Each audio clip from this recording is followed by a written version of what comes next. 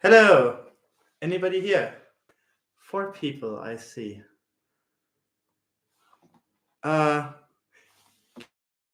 If you can hear me, and how my audio is, I can't really. Maybe I can test that somewhere here. I haven't tried live streaming before. It's my first time. Actually, I should post an announcement in the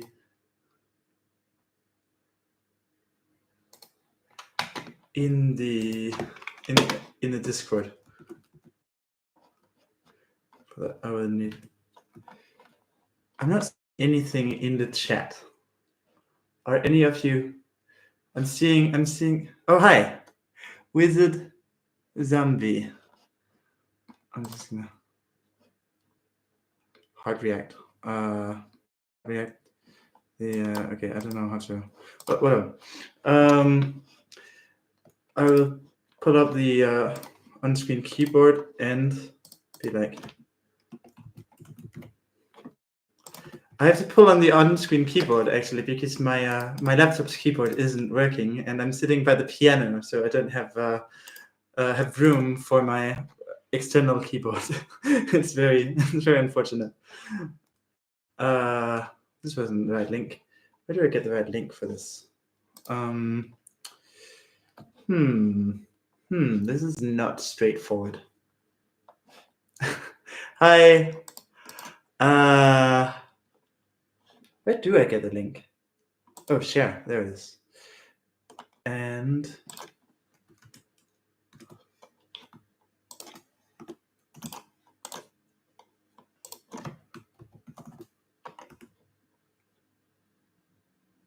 yep. Hello. So I don't really have any particular plans for this live stream. My thought is that you can use this as a chance to ask me questions and ask me to analyze singing clips or whatever you want, really. Or give me challenges of like vocal lines you want me to sing. So does anyone want to kick this off with some questions or requests or something? Meanwhile, I will play the piano while waiting for someone.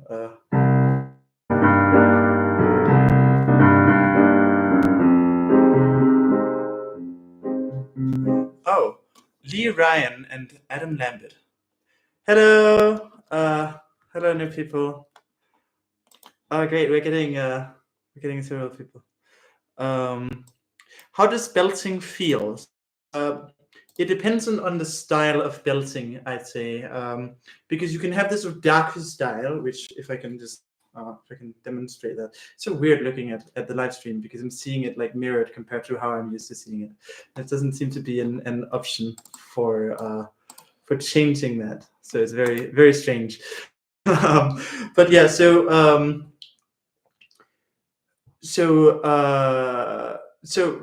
how belting feels, it depends on the style of belting, because you can have this sort of darker, more spacious variety, which is like a this feels very, very spacious. As you go higher with that, though, it has to change. Typically, it will become a little bit pressed, or maybe a bit sobbed, or a little bit twangy. And depending on which of these directions you go in, you have to basically, there are four changes you can make to go higher with belting. You can make it sort of twangy and screamy. Yeah, kind of quality, and that gets that makes it feel narrower, I would say.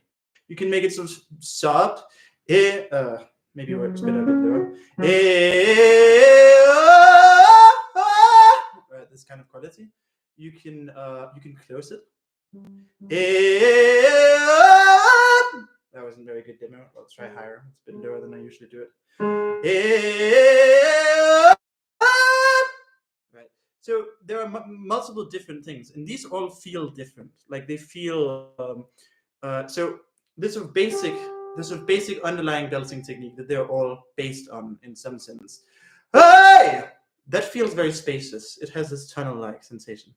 Anyway, how do I get better with falsetto? I will get to analyzing Lee Ryan and Adam Lambert a bit later, but just getting through some of the initial questions really quick.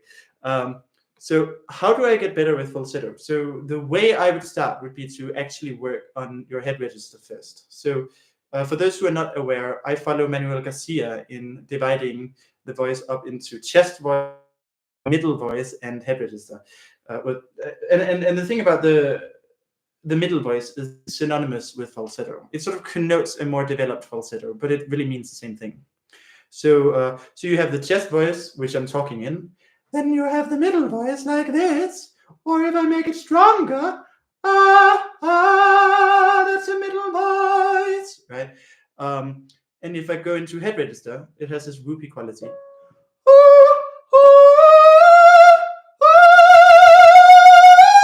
Right, that's a head register. The three registers of a fairly untrained voice are gonna have like the chest register, it's gonna have the middle voice, and the head register. The easiest way to train the middle register is to take the head register down first, just to get clarity in this range, right? So you take. Wow. My voice is a little bit rusty today because I was practicing distortion, which, as some of you know, is basically the bane of my existence and makes me hoarse every time.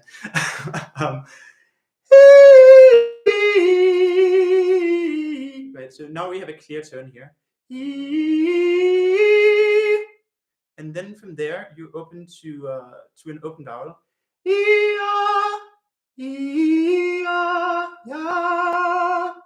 And the goal is to keep that depth there. There's a whoopy, keep that in the sound. But aside from that, make it as bright as possible. I better start talking slower. It's because I'm conscious of all the questions. So that's why I'm just rushing it a bit. But it's probably not necessary. What are ways to brighten tone when resonating from the pharyngeal space, I think? So the pharynx is always part of the vocal tract. Like whether even on a nasal consonant, whether you're doing a nasal consonant or a non-nasal vowel, either way, the pharynx is part of the vocal tract in both of these cases. So the pharynx is always acting as a resonator. But if you're talking about what people refer to as pharyngeal voice, and what I also refer to as pharyngeal voice, is basically a narrowing of the pharynx, which produces this kind of so it produces this sharp sound, right? And this way to find that is to do a whiny sound, basically. Like my favorite exercise for finding this kind of twang is to imitate a cat yowling, which is this kind of sound. It's basically a scream, right? And you can do that starting from modal voice. And then you get into this quality, a very sort of thin mix. That's actually not restrained, right? It's not, oh, it's not like this. It doesn't have that, oh. So if I compare both, right, you can do a,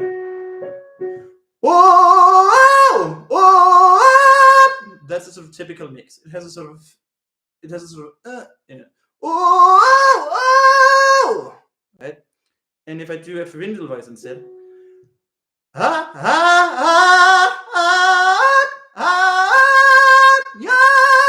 it has a sort of clearer quality. It's less harsh, right? It doesn't have that which is sort of close to distortion, actually. So ways to brighten it. If you're really doing pharyngeal voice, then it should already be very bright. So I'm not quite sure what you're necessarily looking for there, because pharyngeal voice is automatically very bright. But hopefully this cleared something up anyway. Your mother rang you when to check up if she was asleep. Tonight you do live streaming. Yeah, nice. Teenager, how do I cope with voice? Do you mean fluctuations? Do you mean fluctuations, or I'm not sure. Maybe it's a word I don't know. Hang on, let me just check. Of flatulence, but that means something different. Yeah, I'm just getting. Okay. Can you demonstrate the difference between low, middle, and high narrowing in relation to twang? Sure. So the middle narrowing is the one I personally find the most difficult, but I'm increasingly getting the hang of it. So the low narrowing is this kind of It's like a snarl, right? And it's also if you ask people to add twang, right? Urban people will usually add a twang that sounds a little bit like this. It's very inwards, right? It has this sort of gargly, strangled sound, right? Sometimes sound like that if they're from suburbs in the south of USA, right? But if you go to like the real rural twang, they'll be talking like that instead, right? It has this really wide quality, really open actually, and there's this emphasis on the open mouth, like whereas the rural twang is more like right? This kind of it's very much the closed mouth. Anyway, so that's the low. The big open one, and it goes very well with these dark timbres. Now the middle twang is, I would say it actually changes vowels less than the others. Now let me see if I can even remember what I should do for getting it. It has a screamy quality often. That's the middle twang working, I think. Yeah. So it works well in this high range. And then the high twang, it has a very distinctive tongue position. The low twang also has a distinctive tongue position, but there's a different tongue position. It's more like this You see this backwards pull there, and this sort of the fatness of the tongue is really the sign of high twang. But I believe middle twang is what Greg means by hypharyngeal narrowing, or maybe it just refers to the narrowing of the oropharynx, which happens a lot in both middle and high twang, I should mention. So I think both of these qualify as hypharyngeal narrowing. They also both qualify as what I call pharyngeal twang.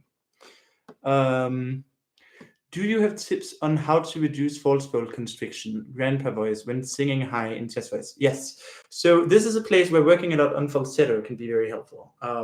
Because in falsetto, you basically don't. I mean, you sort of can do a grandpa voice falsetto, I guess. It's pretty difficult though. But if you take falsetto low in pitch, especially, it gets this really loose quality. Now, once you have found that, try doing it more brightly. And if you can do that, it shouldn't be too difficult to do something similar in modal.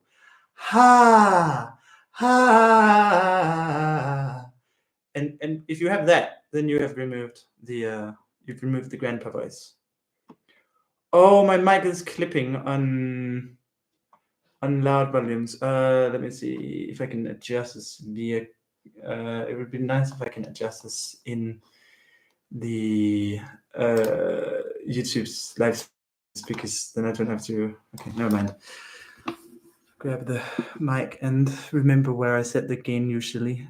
Okay, so turn it down a bit, and then I'll try to look this way, away from the whenever I'm singing really loudly.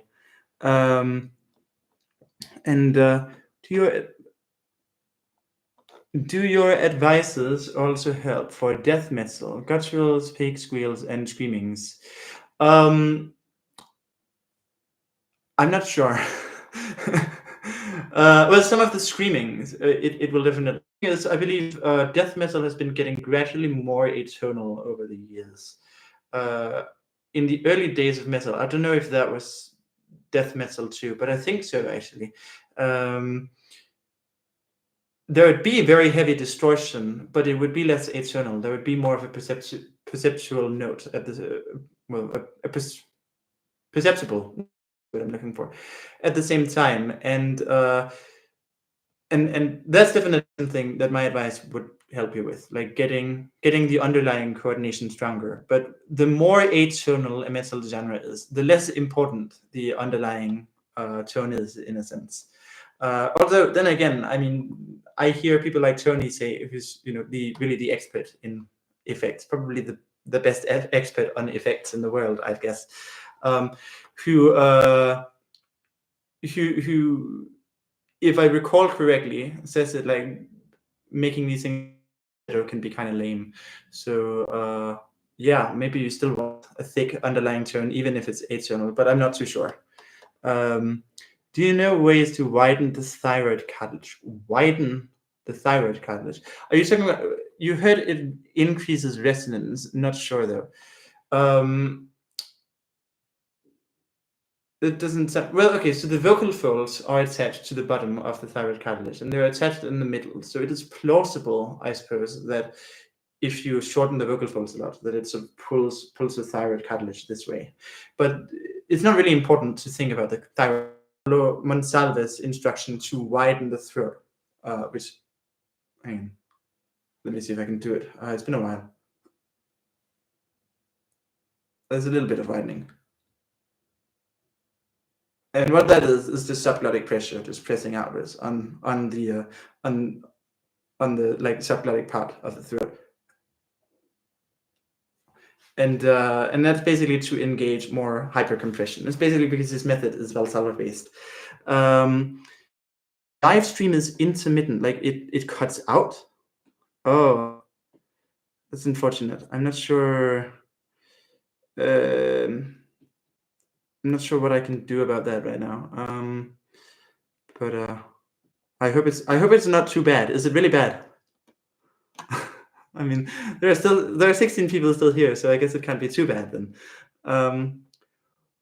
What was your experience with vibrato? Did it come naturally, or did you actively pursue it? Have you ever observed someone develop one? So my vibrato did come naturally, but it was crap. So I had to like fix it.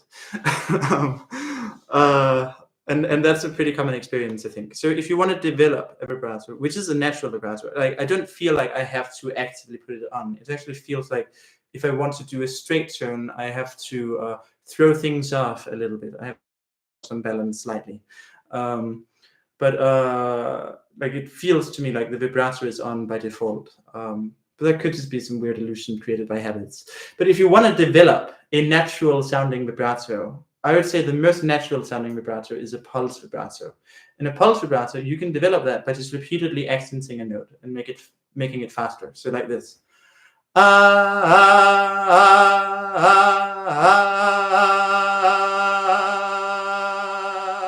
then you have it. So that's how you develop a pulse vibrato. You can also do a laryngeal vibrato, which I consider to be slightly less natural sounding, but you can do that by fluctuating between notes. I recommend doing it between notes that are two semitones apart, because the laryngeal vibrato is often quite wide. So my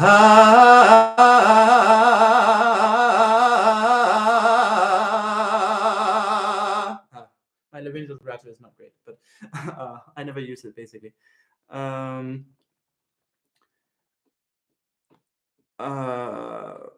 What do you think about open throat, and what exactly is happening there? So it can refer to a couple of different things, I would say. So the sensation of an open throat typically has more to do with the false folds than with like it basically means the absence of Valsalva, right? If you do this, it feels like the throat is closed, even though the pharynx is probably quite open. So the pharynx can be quite open, but you can still feel like the squeeze like that, right? Whereas an open throat, we can have that sensation even while the pharynx is very narrow. Like, hey! It's like a very narrow pharynx. The throat feels open because I don't have that. As for like a throat that's actually physically open, I don't know why I'm wearing this since I'm not listening to audio yet. As for a throat that's actually physically open, there's the space between the tongue and the palate, which is a cue I use a lot. And it feels like I'm opening the throat when I'm opening that space. So like that, right? The tongue goes down and the palate goes up a bit. It's helpful for the switch between chest register and call register. So if you want to belt, you gotta learn how to control this. Can you please give more information on your online courses? Yeah, it's I'm remaking my videos now, and I'm remaking with a couple of exceptions. The FAQs, I guess, don't make sense to remake because It would just be answering the same questions again. But the other videos I will remake, and I will remake them with more detail and hopefully better explanations and higher production standards and all of that. And when I get to the course, I will remake the course as well, because there's something I want to make to it. I want to like make it a little bit more prepared and have more exercises for each skill that needs to be learned. Where would the tension? I just gotta check that I didn't say something incorrect there. Well, we'll see. I basically can't give information on the courses at this time. Sorry. Where is to be decided? Where would the tension be felt from what you were referring to when you advised against singing quietly? So, yeah, are you talking about when I advise against singing quietly on account that it can lead to squeezing spirals? Because I advise against singing quietly for various different reasons, and not all of them have to do with tension. If you're talking about squeezing spirals, then you'll feel the tension in the throat itself, and you'll also feel it in the abdomen. It's actually very likely that you'll wind up increasing your entire body, even your shoulders, your arms, etc. Because tension has a tendency to spread, especially when it's very strong, which squeezing spirals can definitely lead to.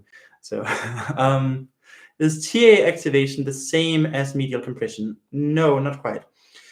So, medial compression is when the glottis closes in the medial direction. So, medial just means the opposite of lateral. So, lateral is to the sides, and medial is to the middle. These are they're directional. They're not dimensional terms. They're like directional. They're not axial terms, I should say. They're directional terms. So when for example, Carrie Opitz says lateral to medial narrowing, this is nonsense. There's no such thing as lateral to medial narrowing. There's just medial narrowing. Lateral means to the side. So she's saying to the side to the middle narrowing, which is a bit of a shtick of mine. Yeah, you can narrow people. You can narrow things medially, but you can't narrow things too medial. Like, it doesn't make sense. And you can't narrow them laterally either. Anyway, so medial compression is when the vocal folds are brought together more tight. That's mainly the function of the LCAs. The TAs also medialize the lower portion of the vocal folds, which is sometimes known as membranous medialization. I think that term comes from a paper by Christian T. Herbst, where he talks about abducted and adducted chest versus abducted and adducted falsetto. That's a paper you might want to check out. I think it's even in the symposium in my Discord. Let's see. Any tips on expanding flageolet upwards when my throat feels and feel like I hit a limit? So honestly, I'm not very good at flageolet, not yet. I'm getting there. Gonna practice it a lot these days, actually. So maybe I will answer for you soon. But for now, I don't know. How can we control the pharyngeal narrowing? Any simple exercises for that? Yeah, so the one I would recommend first is doing that cat yowling exercise, this screamy thing, and after that, I'd say try holding a steady note and changing the vowel without moving either the tongue or the lips. Right. So if you have like let's do lower.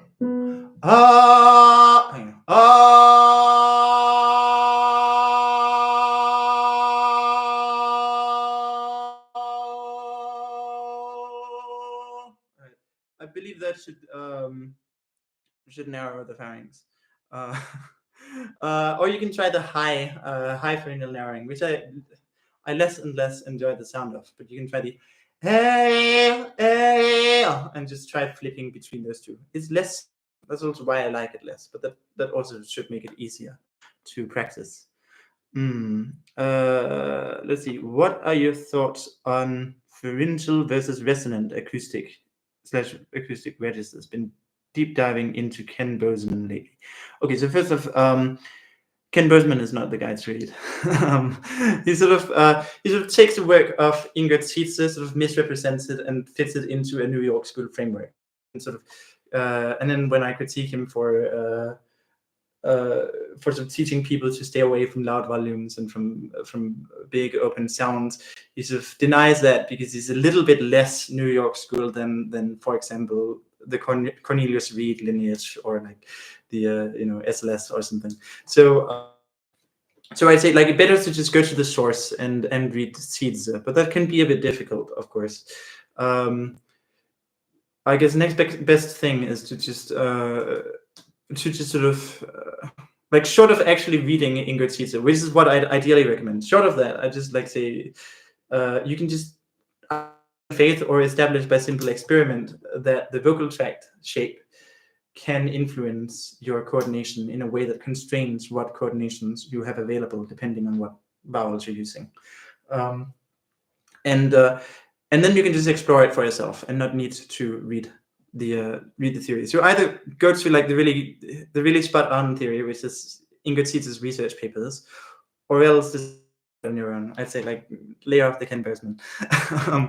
But as for your question, it's sort of a bit weird because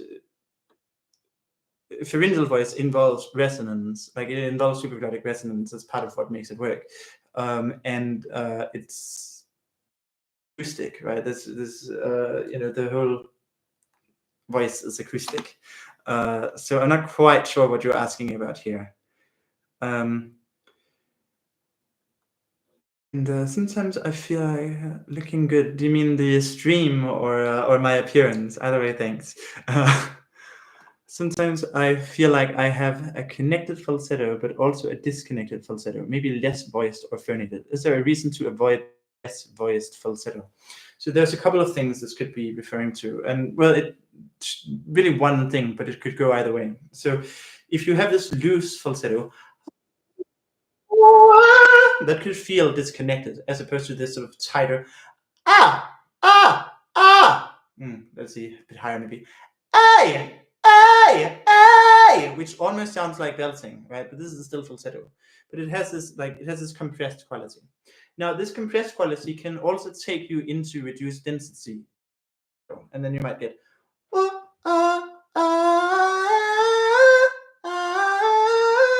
as opposed to right, and so it could actually be that the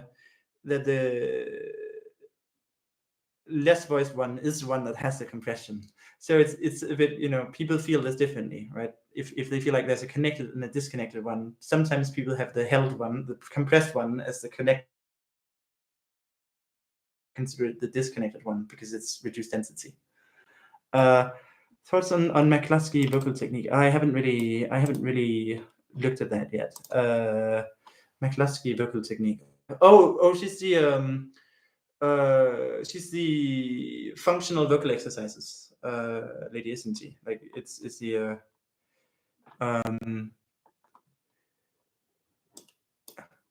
oh, this is you, Aggie. Your darkness. I see. If I have flagellating, thank you. And I will try to share it with you if I figure it out soon. Your voice is locked in one position. When you try to go high, you start yelling. How to fix it? So first off, there's nothing wrong with yelling for high notes. I want to get that like myth busted right off the bat. Yelling is what belting is. There are people who are like, it's supposed to be mixed voice that imitates a belt. It's like, yes, you can do that, but that's not belting, and it's not nearly as cool. You gotta like, if you want to belt, you gotta yell the high notes. That's what belting is. But if you want mixed voice, try working with narrow vowels. So work with O especially and E. So E is great for developing compression because it sort of automatically gives you enough twang, more or less. And the O is great for developing twang, especially if you combine it with some consonant that elicits the compression. So what I like to do is to do these two complementary exercises. So there's a twangy one, which is like And I recommend starting it down here, not too high, but then you work it up to get it higher. Right? And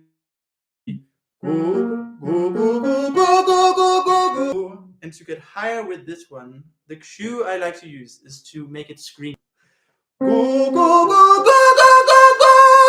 Right? So this kind of thing. Whoa! Right? That's sort of the vibe we're going for here. And so that's more of a mixy approach. You can use that to have a greater facility with different vowels.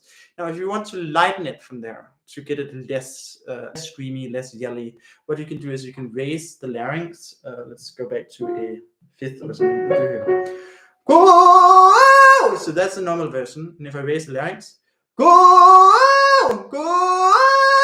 now it's lighter, right? And I can try it. I can add a cry quality. Now it's very light, right? So so you can do that, but start with the full version. Always start with the full version.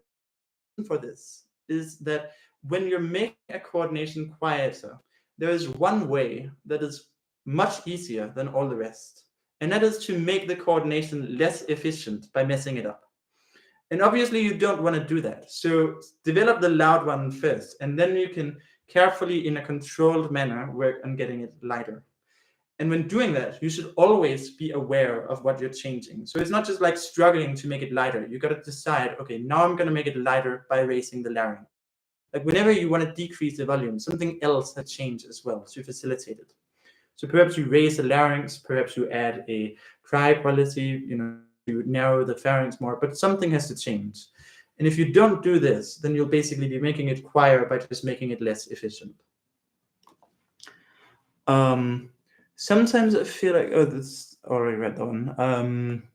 How does one same pitch transition from an F?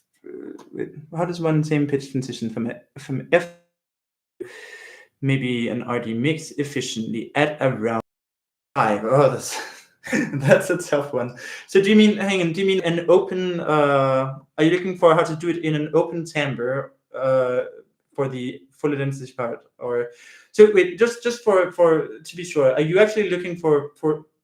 Is it actually for the purposes of a reduction in volume and maybe like the introduction of restraint, or are you just trying to get more flexible with the vowels?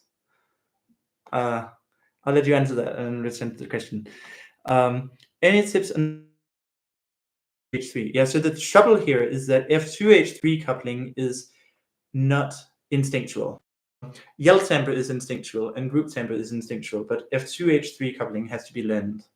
And you just practice. You get a spectrogram. You look at the. A spectrogram isn't necessary, but it helps. So you get a spectrogram and you look for the third line from the bottom, and you try to make that as prominent as possible, and you try to keep that prominent as you go up in pitch.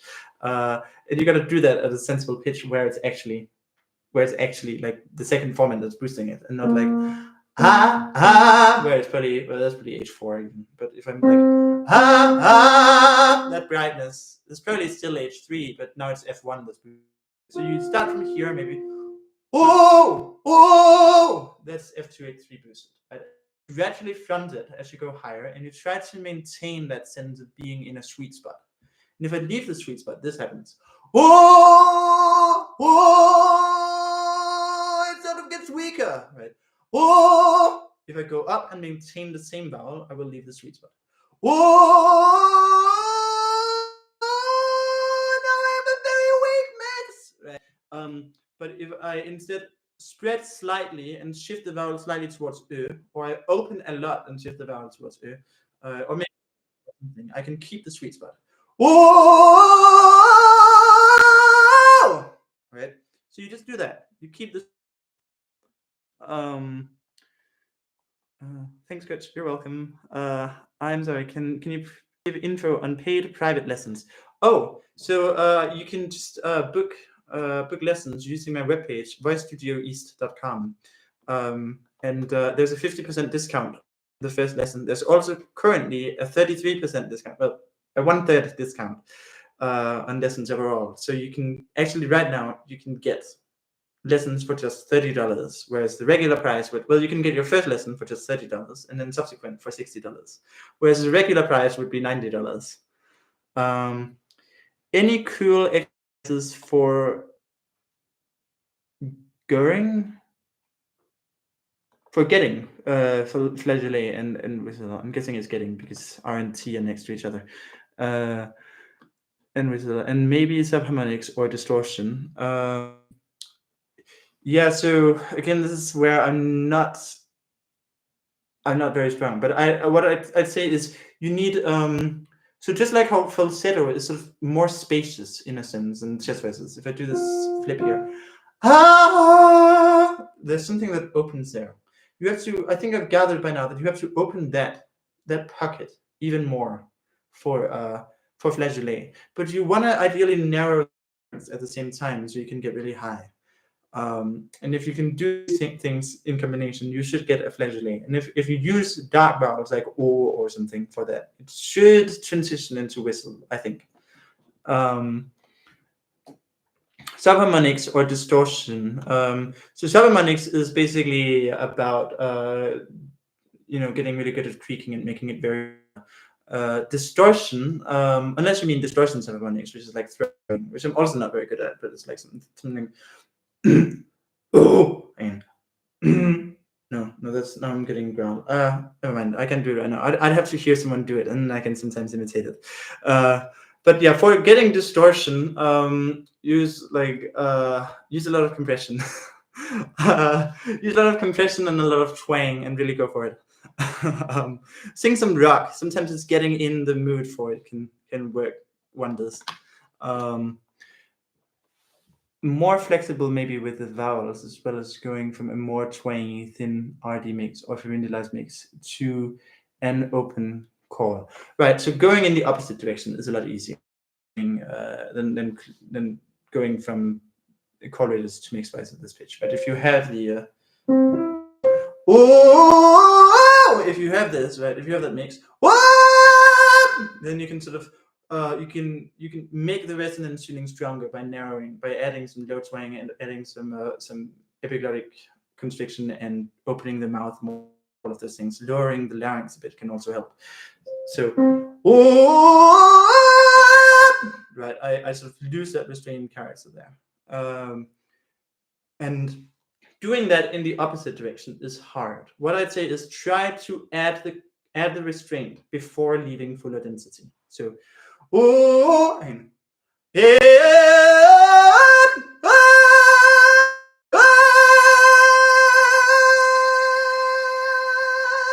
something like that. It's difficult. Even for me, that's still pretty difficult. But if you want more flexibility with the vowels, the thing to do is to learn to do closed vowels in call register. But you can already do that because you do the opera, but you want to do that without Valsalva, I guess. So for that, just use like regular opera kind of approach. I started this exercise actually from an opera singer, from Salvatore Fisichella. It goes like this.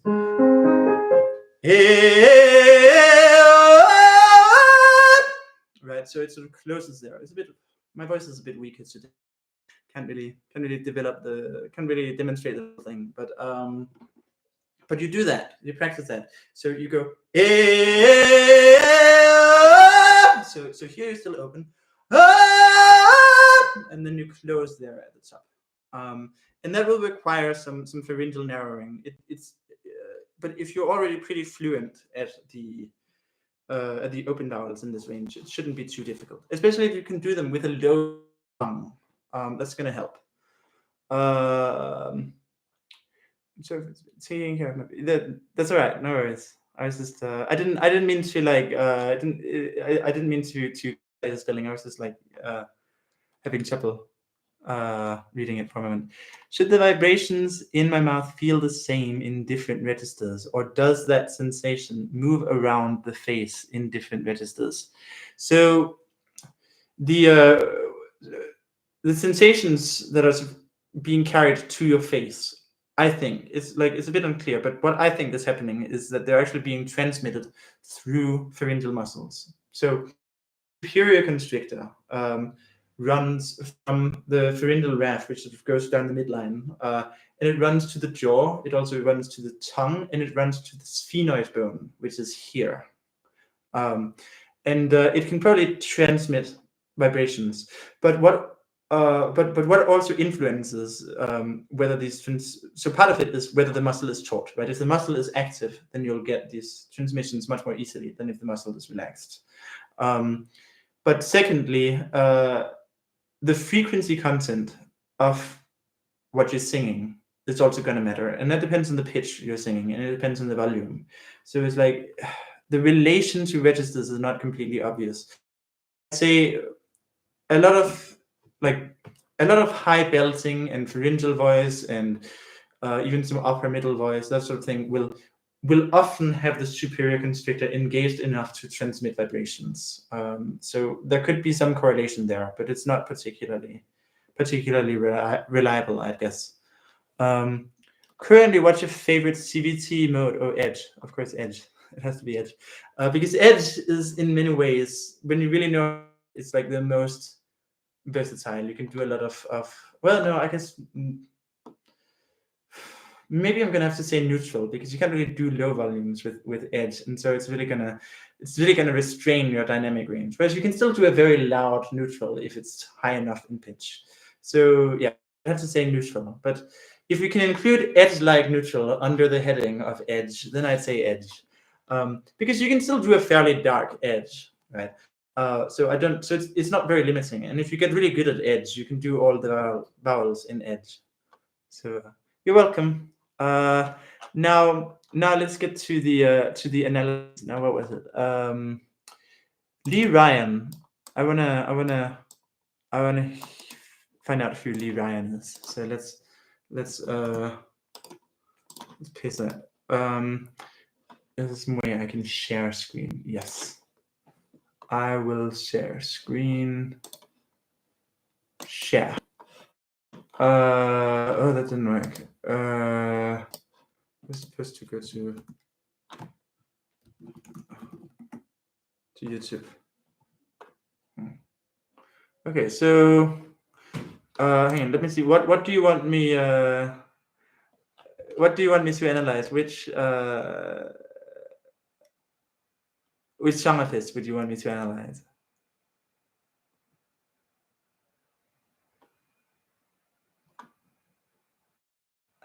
Wait, are you still there? Maybe you're not still there. Total Ben Wrestling. But I guess Army of Lovers sounds vaguely recognizable. There's an army of lovers.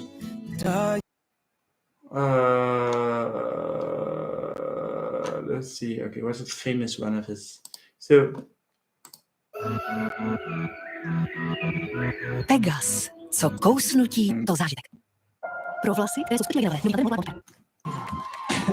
Meaning was jamming in the car on the way down and thinking, what the hell are we going to do? We've some stuff today and we're gonna do, oh, turn your car around.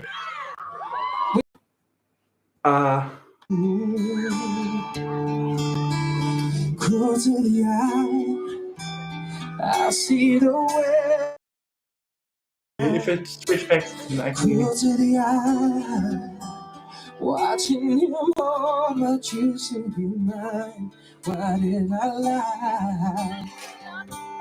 What did I walk away to find? Very live. Very high larynx, wide tongue kind of thing.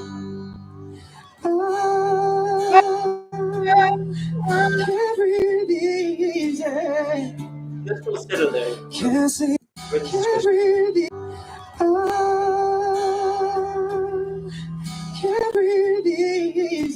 Yeah, so there's actually a sort of tiny yodel there when you switch it.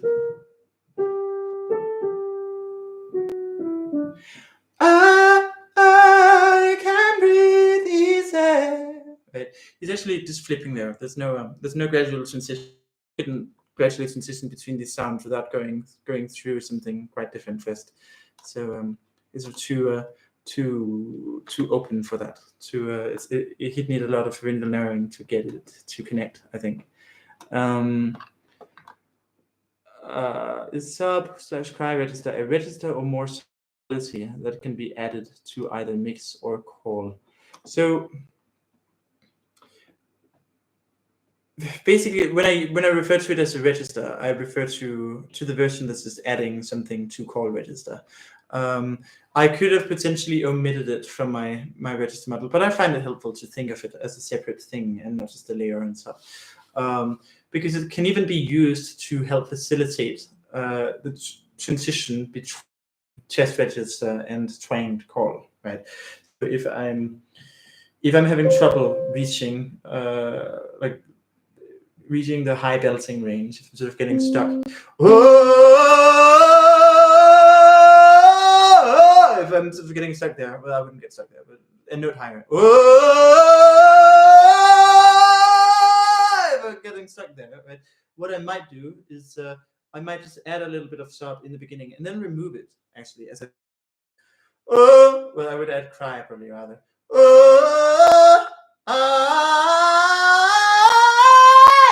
Right, and then I can go up a lot more easily.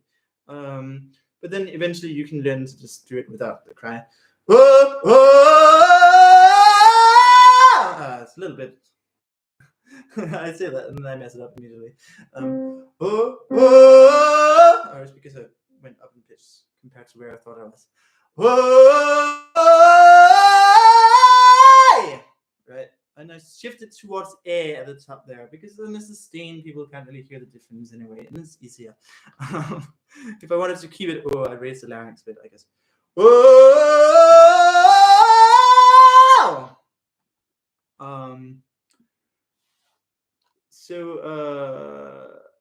Okay, no more chat activity. People, ask me more questions, please.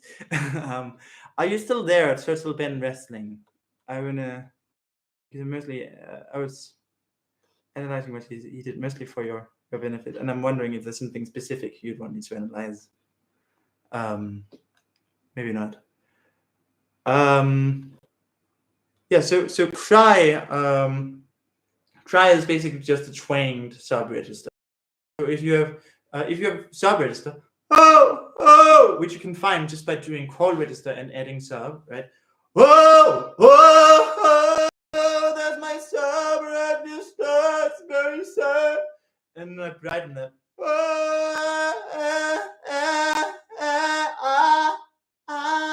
And then I can get this, right?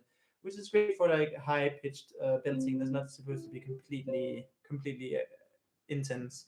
I'm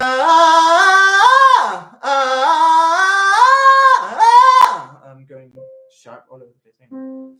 Gotta hear myself. Something like that. I might go more towards an air there to get it a little bit fuller. Right, but it has a sort of crying sound that makes it a bit less harsh. That sort of mellows the tone a little bit, and that's what I'd use it for, basically. It's like if you have a song where you have the belting is not supposed to be too in your face, you can add some cry quality to give it some mellowness. So I would use that, for example, in Katy Perry's Firework. Yeah, there we go. You just gotta ignite the light and let it shine. Just so here, instead of going just I'm going just the night like the 4th of July. Right? And the whole thing gets a sort of mellower quality compared to if I just did it without any cry quality. Well, this was more sub than cry, I guess. But similar sort of use case there. They're the same register. They're just like it's the twang and spacious varieties.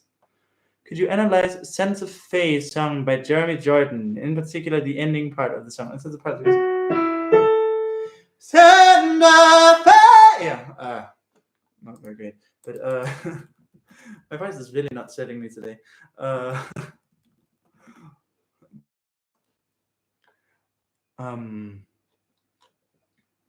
Which is the famous one? We'll go with this one. Připrav se na výhry.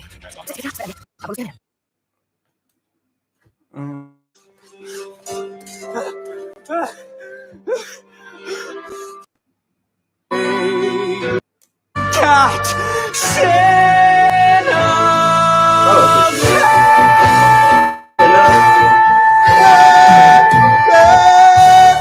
It's like this stuff, but it also has some in there, a little bit of restraint, but not enough to like make it mixed voice. It just has a bit.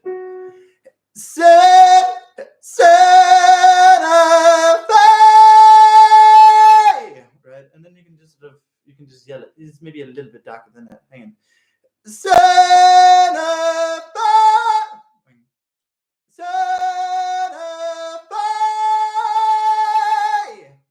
My voice is a bit unstable today. You'll just have to accept that.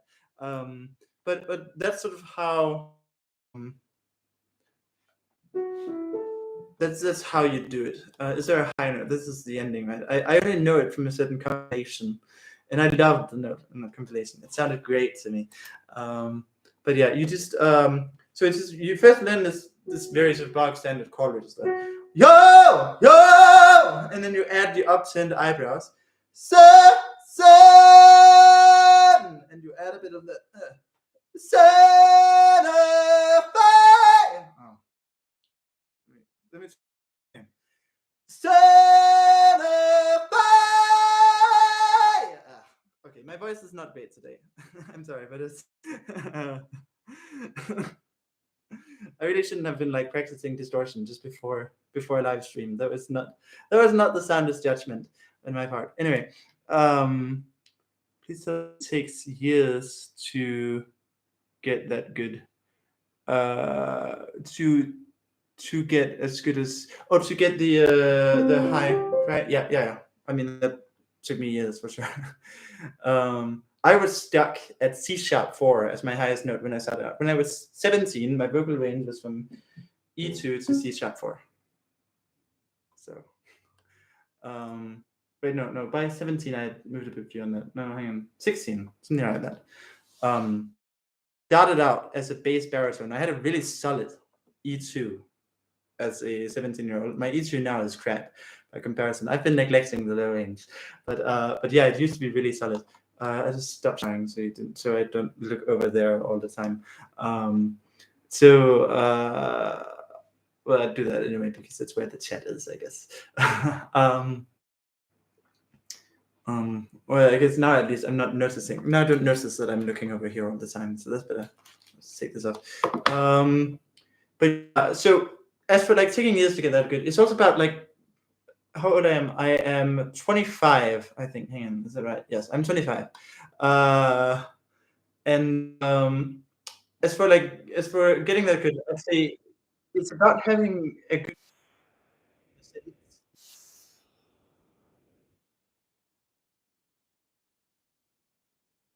Do is start by developing what I call register isolation, right? So start really making your chest voice and your falsetto work well in separation.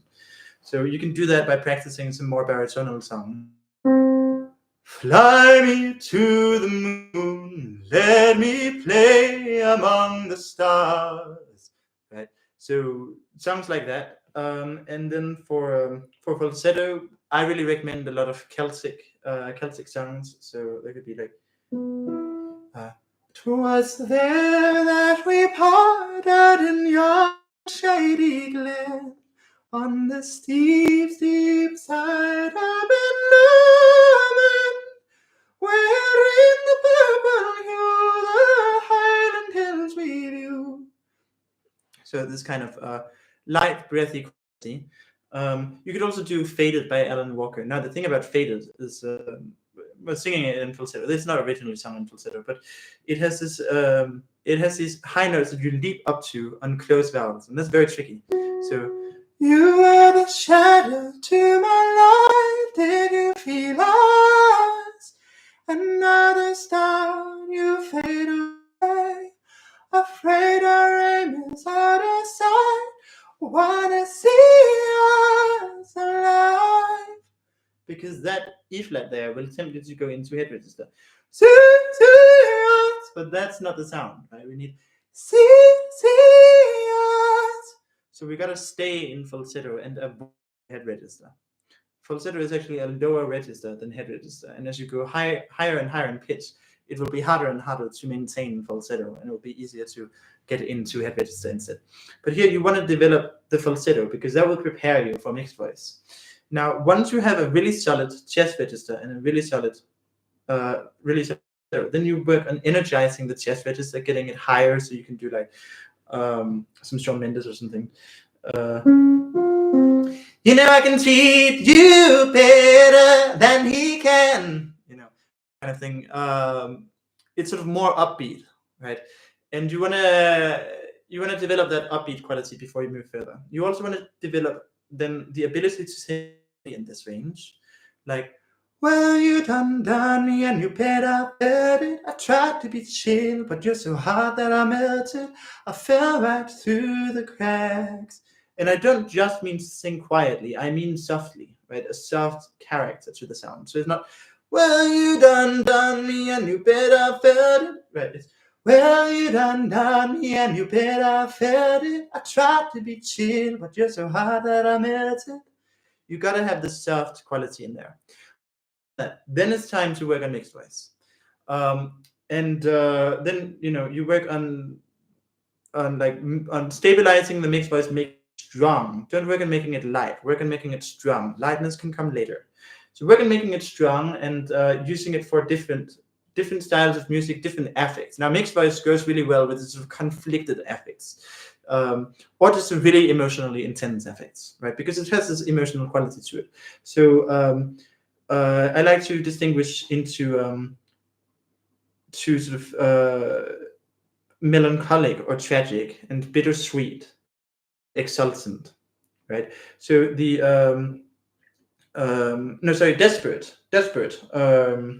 desperate that's tragic, and melancholic is bittersweet. That's what I mean. Anyway, so desperate would be something like well, how does it go? Oh, grenade. How does it start? Fuck. How does it even? Easy come, easy go. That's just how you live. Oh, take it on. Right. This kind of quality is a desperate quality. Gave you all I had and you tossed it in. You tossed it in the trash as you did. Right. The melancholic, bittersweet quality is more like something journey, something highway roads. No, that's not what it's called. Highway. It's called faithfully. That's quite what it's called. They say that the road ain't no place to start a family. Right down the line, it's been you and me. Right. That's actually sung more in Subregister in the original than the mixed voice, but it's a great song for practicing mixed voice. And then the exultant, which is the hardest one. Sing on with a song. How can I try to right the wrong for just a sing on with a melody? Right. Very, or it could even be some Bon Jovi or something, right? These really celebratory sounds. Once you've got those down, ideally a bit better than I was doing just now, actually, because my voice is in a really rough state. Once you've got those down, you can move on to developing belting, and you can also move on to developing like light coordinations. Well, after you've developed some call register, right? Some belting first. You don't necessarily need to develop light belting, but you should be able to do something like hey, hey, hey. And once you can do that, then it's time to work on the light stuff and the high belting and all of that. And so that's how to get that good in hopefully less than years if you follow this roadmap. But I had to discover this roadmap. So how to do chesty G4 and maintain it?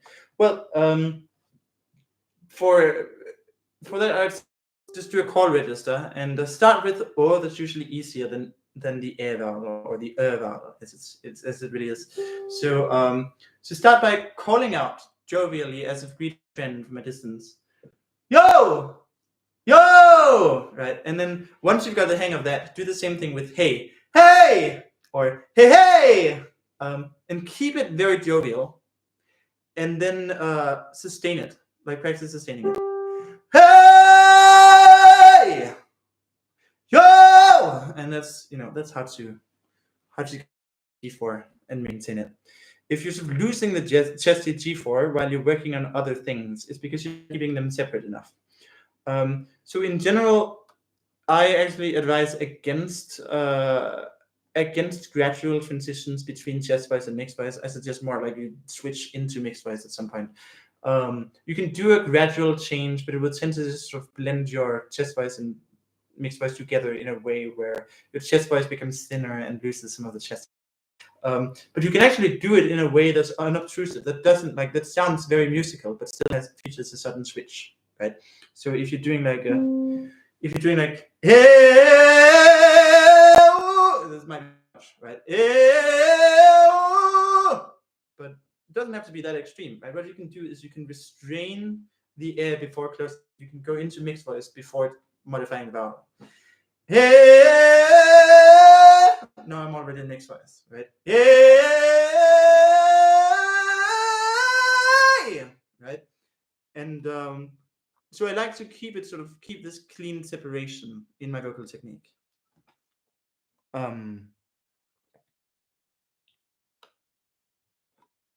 Sound I can do call, but phrase sound not flexible, not a consistent tone of my chest, and it kind of get lighter. You just work on getting it darker and richer. Larynx a bit lower, tongue a bit lower, larger mouth opening should help.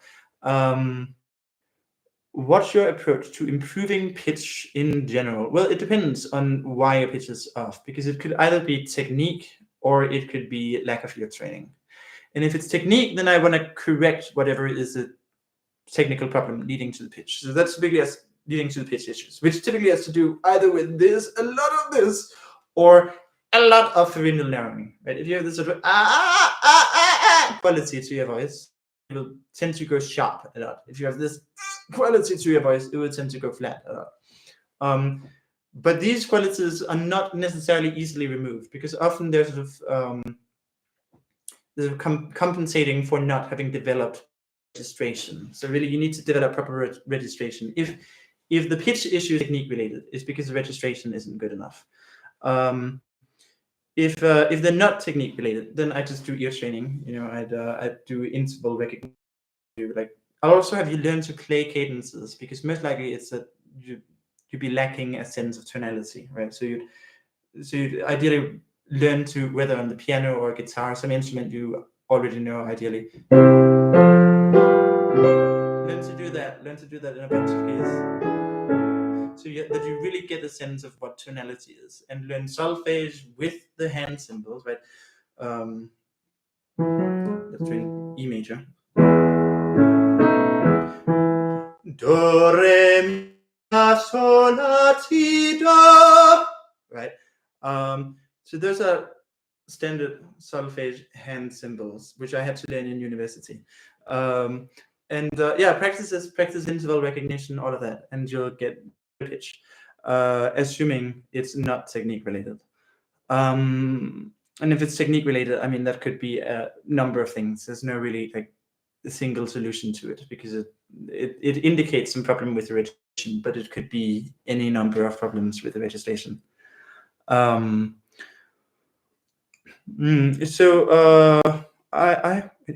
I have this problem where I can get my voice in that unrestrained quality to the F sharp area, but I have a very hard time keeping the metal on it. If I try to squeeze, I get some metal but restrained. So do you mean that you have trouble getting the unrestrained quality with metal higher than the F sharp, or do you already have trouble like keeping it metal the F sharp area? Una locura, soy argentino. I don't know what una locura means, but soy argentino. I guess it means I'm from Argentina. I'm Argentinian. Is that what it's called? this shy and sub sort of part of that very baritone sound, as opposed to just a solid call register transition from chest register. I would say so, yes. It is transition from. Well, no. So you can if you just do a very solid call register, that's also part of the baritone sound. It's sort of two different baritone sounds. Yes. But both fall broadly within the heading of what I'd call baritone technique. Now, the thing is, of course, you can extend baritone technique all the way into the high tenor range if you want. And at that point, it's sort of like you're sort of breaking the traditional limits of I guess. And I'm sort of doing that with my belting a lot, because I don't really go into the I do sometimes go into the pharyngeal voice coordination, or like mixed belting if I do like a D5. But often I'll just outright belt the D5 in close temper.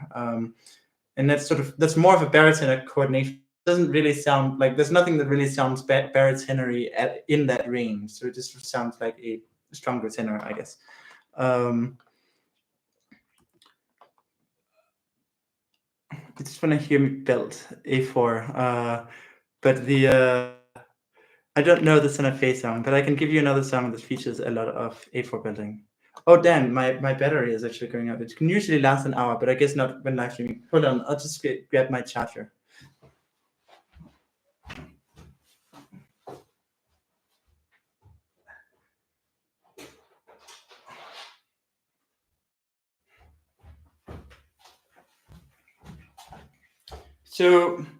So I don't really know the Santa Fe song. I'm not sure I have the energy to learn it, but I can do some other songs with A4 belts in them.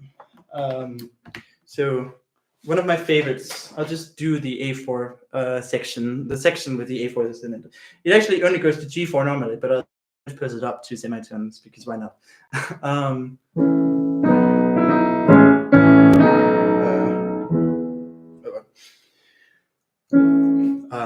I cross over borders, but I'm still there now.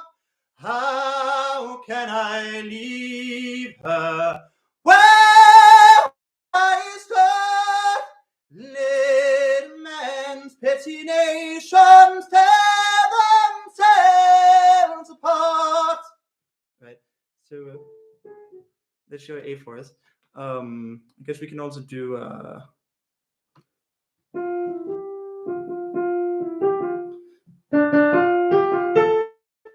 she's a fairy tale, yeah, even though it hurts. I don't care if I lose my mind, I'm already cursed.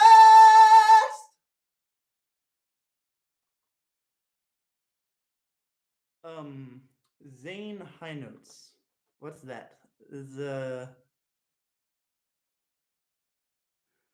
Yeah, so it's pretty normal for it to disappear around E4 in the beginner stage. I wouldn't worry too much. Just make sure you maintain it below the E4. Maintaining it in the E4 to G sharp 4 area is really more of an advanced course thing.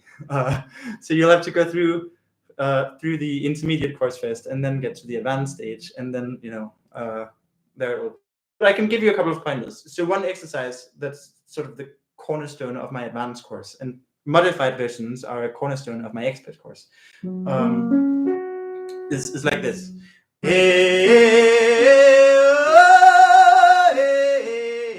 So it's chest register at the bottom and call register at the top, and it goes from E to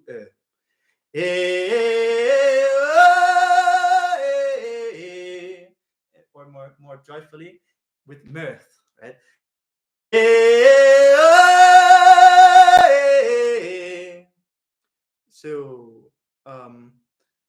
So yeah, you just you practice that, and then you can get these call registers, call register. Aside from that, you want to really refine the chest register a lot, really perfect it. Usually it will already get a little bit less spot on by the A3. So we're gonna like notice if something happens in the A3, make sure that you can get it above A3 without it becoming even slightly mixy. Now I can't do that right now because my voice is sort of hoarse, and so it's basically unavoidable at this point. But an exercise I like there is to start from a hum, and then make it, and then open the mouth. And here you have a very nice boy band sound. You can practice taking that higher.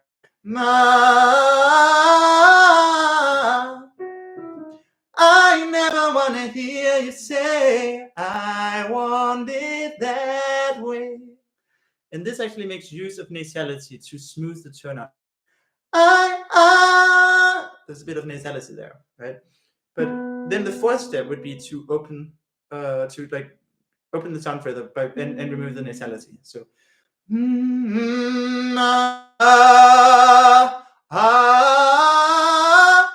I never want to hear you say, I want it that way.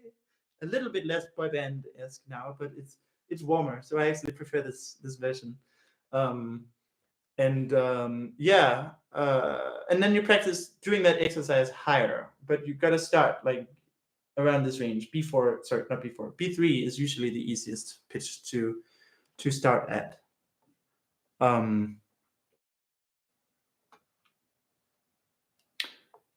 Damn, A4s were thick. Thank you. Love that fairy tale song. My favorite violin part ever. Yeah, it's great. It's great. Technically, it's called a fiddle when it's played that way. I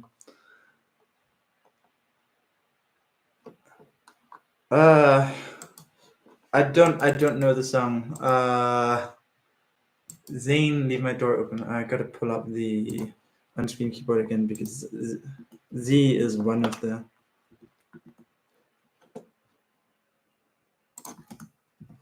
Leave my door open. I guess that's probably not the title of the song, but I'll find it anyway this way.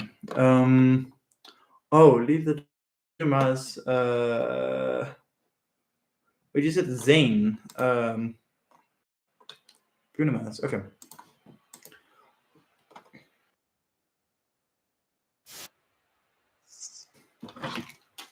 Okay, let's see. Where is?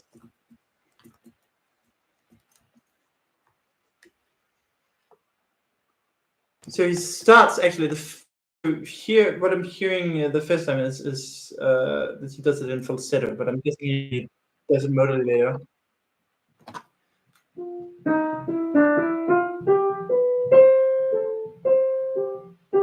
But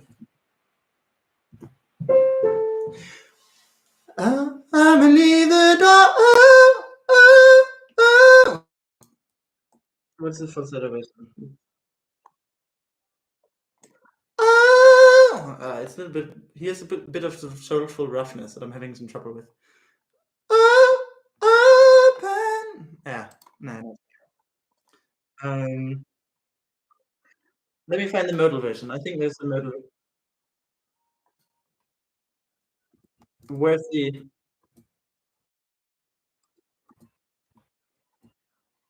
Isn't there like a modal? Isn't there a point where he does a modal? I find a version where there's a variation of it. Let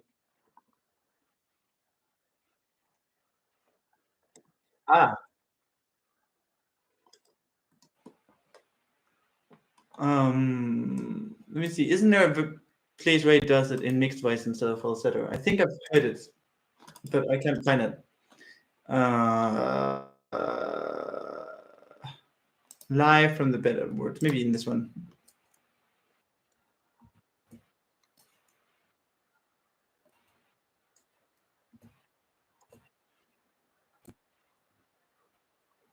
No, he still does it in falsetto. Okay, so that's still in falsetto. Zane, you and I. Okay, you and I. Let me see. Zayn Malik.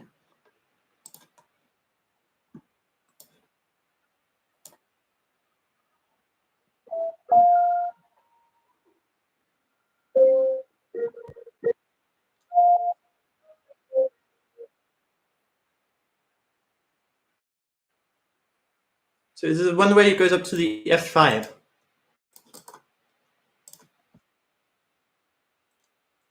It's closer to what Tony calls pseudo yell than he is to F2H3 tuning. But let me see if I can do it.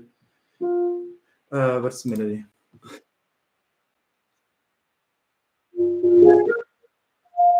Cause you and I. Yeah, fuck. So loud. Cause you and I. Oh, fuck. That's really high. Cause you and I.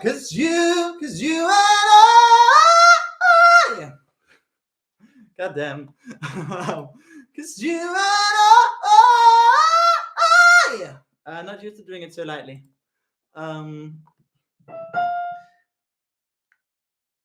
Maybe if I Twang a bit more. Cause you and I. Cause you and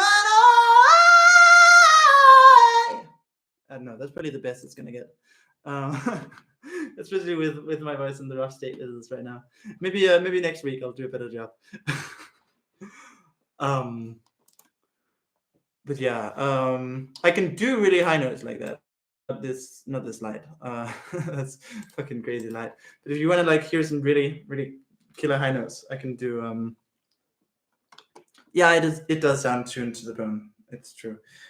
But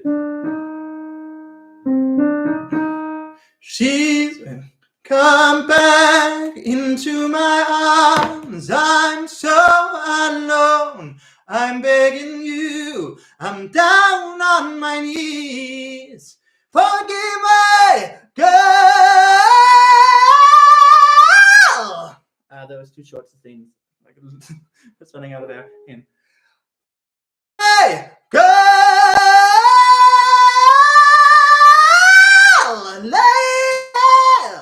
Right, so if you want to hear really high notes,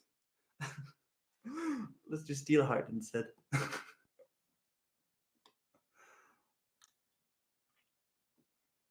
Anyway, who's still here? There's 10 people still here. Any more questions?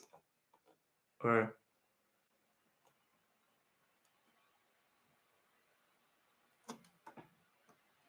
yeah, it's fun. It's very like I love glam rock and glam metal. This is more glam metal than glam rock.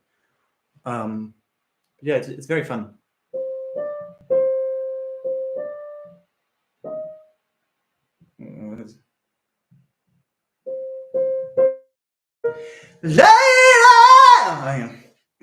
Later down you say my heart belongs to you. I'm too tired for this. That song is so fucking high. It's not that it takes a lot of effort. It takes a lot of energy. Like you can see from my face. It's actually I'm sleep deprived. Which you can see from these bags under my eyes. God, that's terrible. Although that's partly the lamp. If I raise my head a bit, so it's not casting shadows, then it doesn't look as bad. But yeah, I am sleep deprived. It's very sustained. It's very sustained at the end. Bruno Mars. Oh, it's like a Okay, let me see. Let me find. Ads to premium again.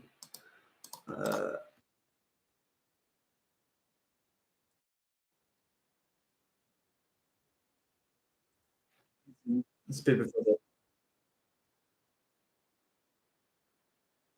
Another one.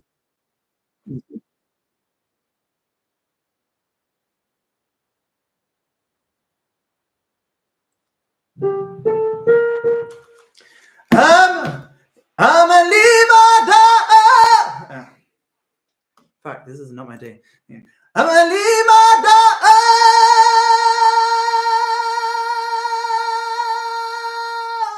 I don't know how it goes. I'm sorry.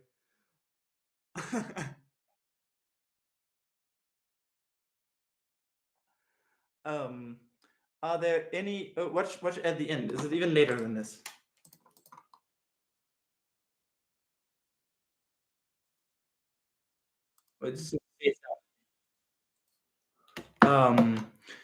Are there any exercises to train opening, jaw separation, mouth opening, or is it something that you will get used to over time?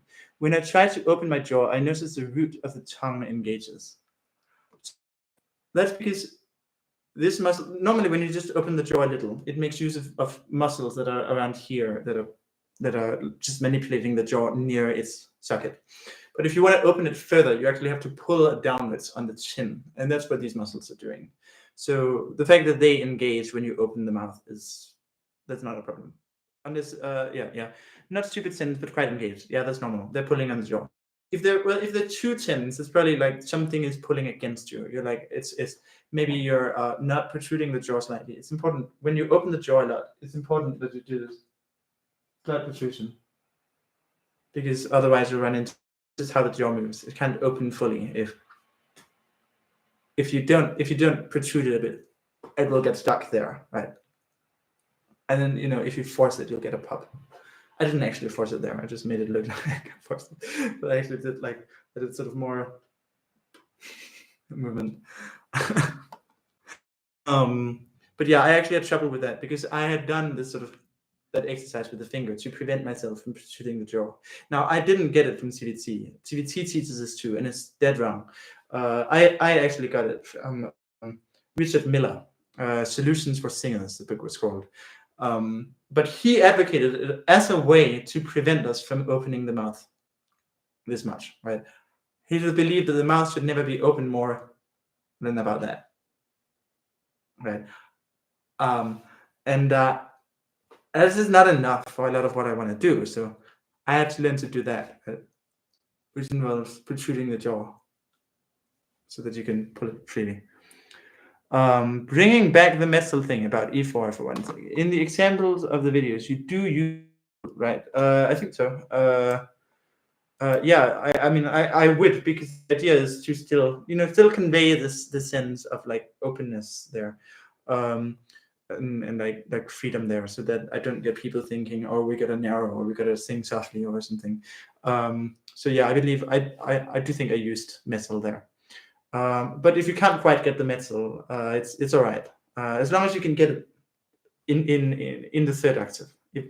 If you can sing through the third octave with a clear metallic sound and it's not restrained or something, then you're pretty good. And you should also be able to sing above the E4, but it can get a little bit imperfect. It doesn't have to be perfect above E4 just yet.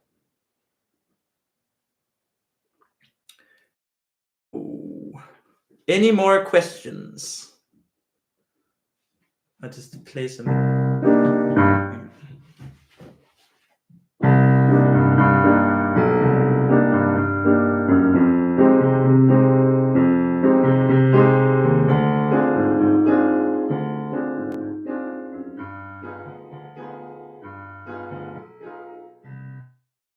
This is actually not authentic bossa nova. There's some difference between.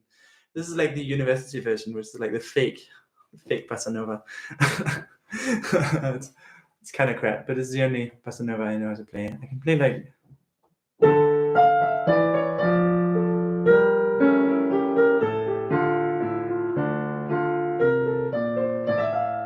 I used to be really good at the piano, but I used to play stuff like that. But it's very sloppy now. I can't play it properly now. But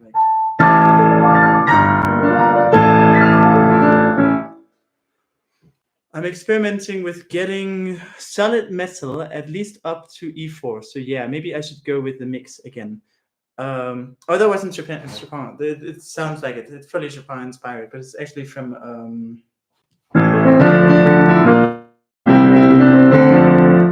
it's from that.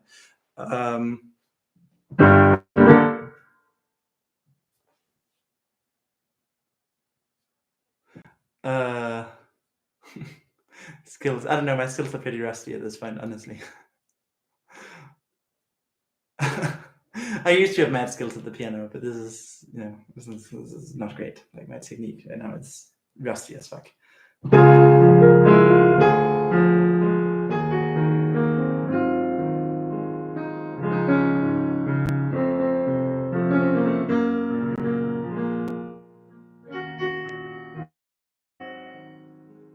Golden memories, the loveliest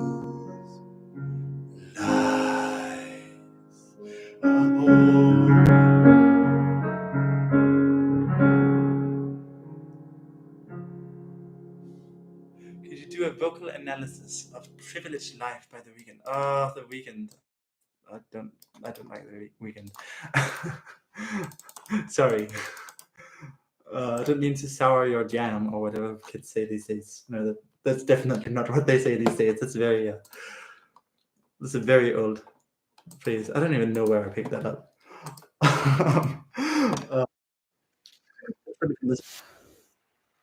But yeah, I didn't mean to sour your jam, but I don't like it.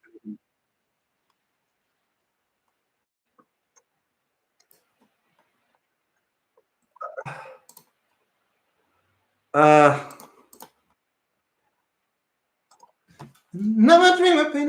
So it's mixed voice, and basically everything he does is mixed voice. But if you want a little bit more detail, so what he does is mixed voice with a bright background color and dark vowels, right? So to illustrate what I mean, if I talk with a bright background color and bright vowels, it's like this, right? And bright vowels with a dark background color is like this. It's a dramatic stage voice, right? And dark background color with dark vowels is like this. It's like a frat bro voice. Like, bro, that was so awesome, dude. Bro, I can't believe you did that. Wow.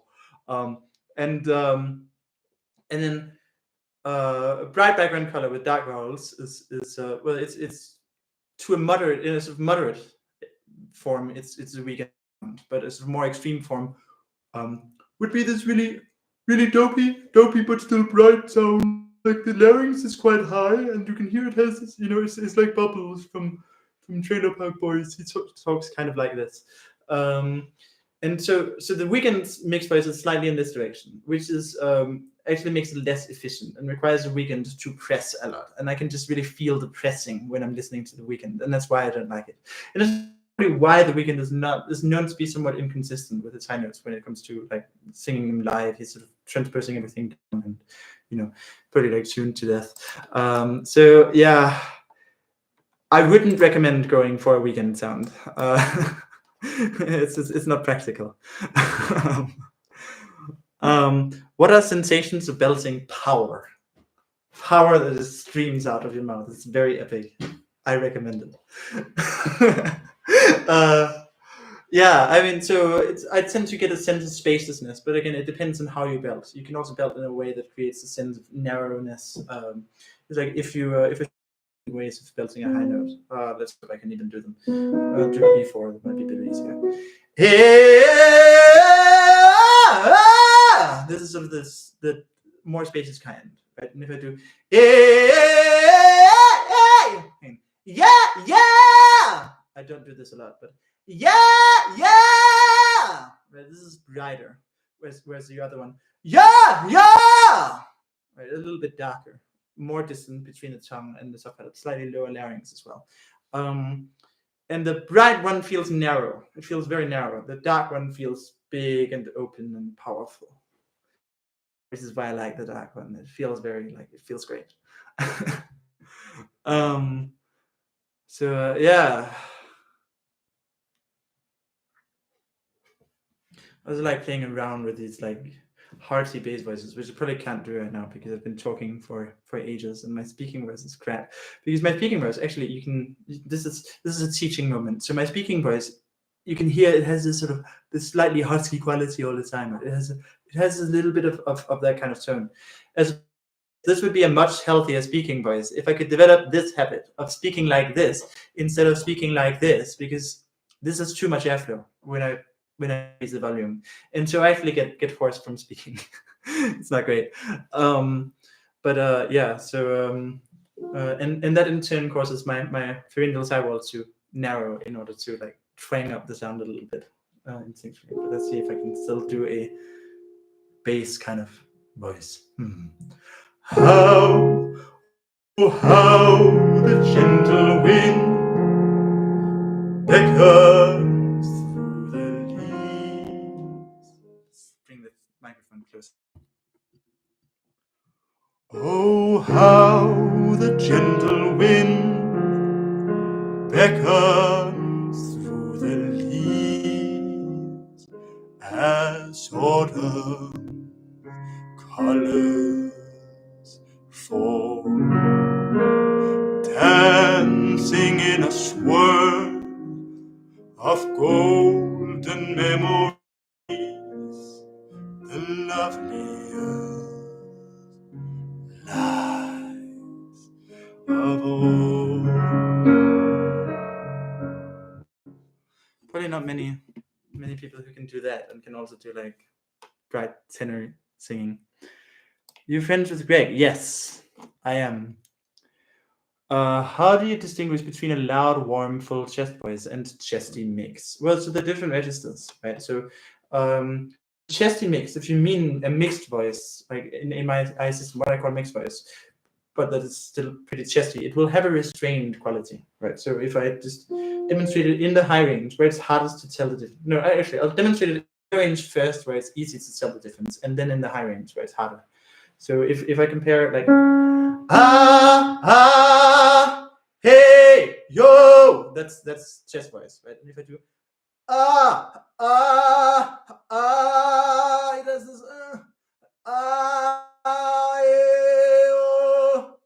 that's more of a chesty mix, right? And if I go well, sort of chesty mix, but it's sort of pushed to the point where it's almost chest voice. But if I just do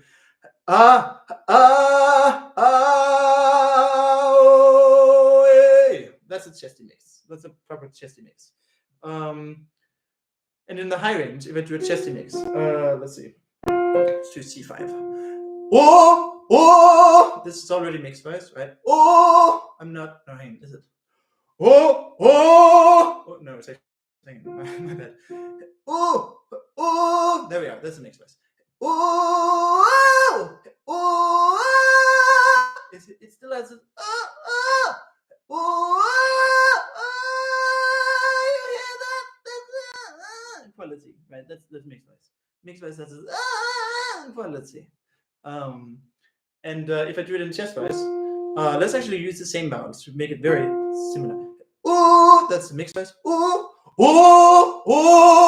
That's the sort of operatic chorus, right? Right. No, then I won't be able to carry it to C5. Never mind. We'll do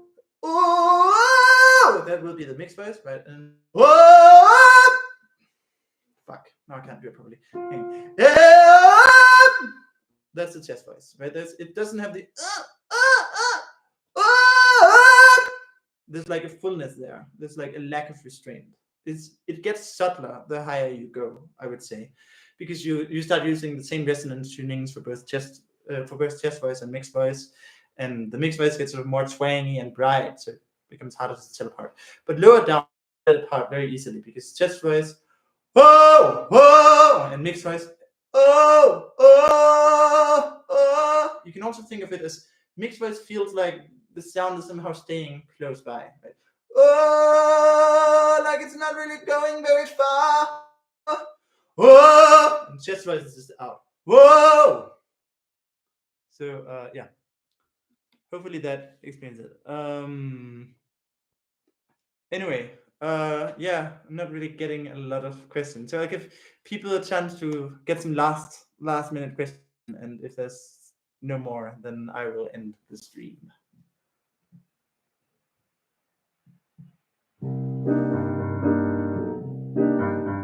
You are annoying loud. Well, I mean, it's just like that's how singing is. I mean, that's how an efficient human voice is. And a human voice is loud.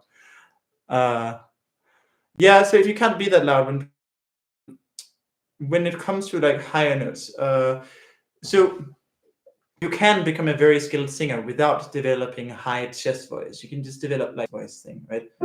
Oh, right. This is actually not as loud as you might think it is. This is fairly loud. Actually, it's probably louder than you might think, because most people underestimate the volume and keep being too quiet. So this is like if you want to do high modal singing, you gotta be loud. I'm sorry, there's no way around it. But you can still become a skilled singer without doing that. For example, you could do like. 'Twas there that we parted in God.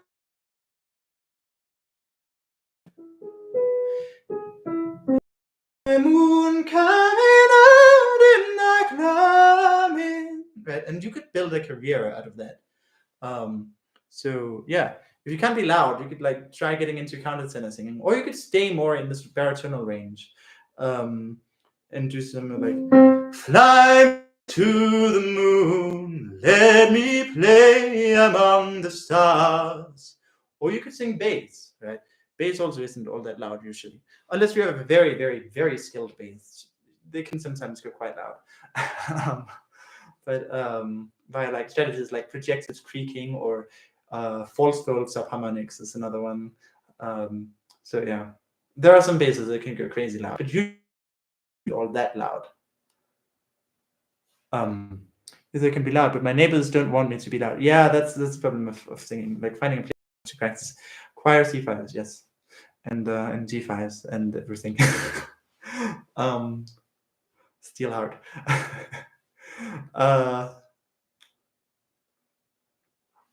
Although really my favorite high note is probably the A4, which is also the hardest. The hardest note in my entire range is the A4, but it's also my favorite note because precisely because, so the A4 is like basically the very top of the lower sort of coordinations, right? A very spacious chord register, or top out at A4, right? It's also the bottom of these sort of upper coordinations before they start getting lame. Be in either one of those two, and both of them are sort of very on the border. But if I take the lower coordination, or I do something in between the lower and upper coordination at the A4, which I sometimes do, that can really sound great. So I love that. Your favorite is G sharp 4. I mean, I love the G sharp 4 too, because I can sing it very easy. Well, I can sing the others all day too, but it's very easy, is what I meant. It's like I will nail it every time, right? The A4 I won't quite nail every time. I mean, it depends on how tough it is, I guess. But the sharp 4 is easy. Once you really get the hang of these lower coordinations and really perfect them a lot, then it will be very easy to do a G sharp 4. So that's what's great about the G sharp 4. Anyway, yeah. Any last questions? Oh, you should singing, by the way, if you want to practice in a way that doesn't bother the neighbors too much, like do the I mean, nailing a C4 is a great start. That's really like, I would not underestimate that, right? A person who can nail a C4, like really nail a C4, I would say is on a much better path than a person who can't nail a C4 but is singing C5s all day. So if you can really nail a C4, that's solid. That's good. That's like, you have potential. And if you can't nail a C4 but you keep practicing C5s anyway, then well, you may have potential, but only when you change your ways.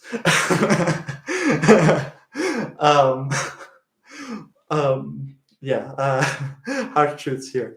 Sorry, Affidavit. I imagine probably you. Well, no, probably not. I'm sorry. I should mean that probably used to be you until I knocked some sense into you. How would you go about trying to make a choir sing louder without giving them too much detailed explanation? Just have them yell, like not necessarily have them yell while singing, but just during the warm up, right? During the warm up, have them practice some stuff like hey, right? Just have them practice these riffs in a sort of yelling voice, and you'll just raise their volume level a little bit this way. They'll just sort of be singing a bit louder. Yeah, you can get participant. Yeah, that's the job. What kind of choir is it? Is it classical or gospel, or just mixed contemporary singing, or like?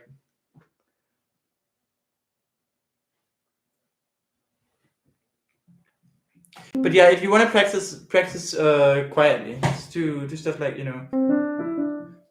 Quando sono segnalare son te mancan le parole. There's plenty of songs that aren't that loud, but are still, highly successful.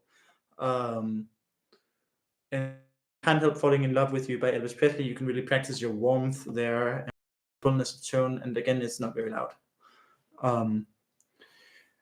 Lots of musical stuff, but all sorts. Yeah, okay, then they really gotta, I mean, you probably gotta get a little bit, you gotta get into some like serious technique work. You don't have to give detailed explanations, You don't need to know how it works. This is sort of my comparative advantage, and because everyone on YouTube is sort of walking their own path and practicing silly things that they shouldn't be like touching yet, and so on. And so I'm trying to explain how singing actually works, to sort of clear up some confusion. But with a choir, that's not necessary, because you can just direct them through the exercises. You can just tell them what exercises to do, and they'll do the exercises. Okay?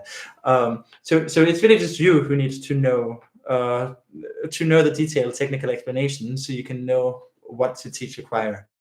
But you just teach the technique. You don't have to explain how it works. You just teach it, right? And then they'll develop a feel for it. So don't use. I mean, I don't use the term twang a lot, because I find that when I use it, I try not to use it. I'm trying to stop using the word twang, actually, except, well, in some videos, I guess. But when I talk about twang, people start doing this, right? This very inward twang. Right? When I'm really looking for something more like that, right? And they just don't, and people don't get that out of it. So I'm trying to just not talk about twang as much. Yeah. Any thoughts on? But you can talk about making it like a snarl. You can talk about making it sharper, making it more aggressive, more energetic. All of these things can encourage more twang. I want my cover to be a chesty things. I kind of young 18-year-old boy voice, but want some maturity. I love you. That is you've made me so happy. This is great. This is great, because like everybody else is the opposite. They want to like regress. They want to like go to more of a teenager kind of sound, and be like stuck, and be afraid of getting older, you know. And it's way better to. It's way better to be somebody who sounds like a teenager but wants to sound mature, than to be somebody who sounds mature but wants to sound like. So I commend you,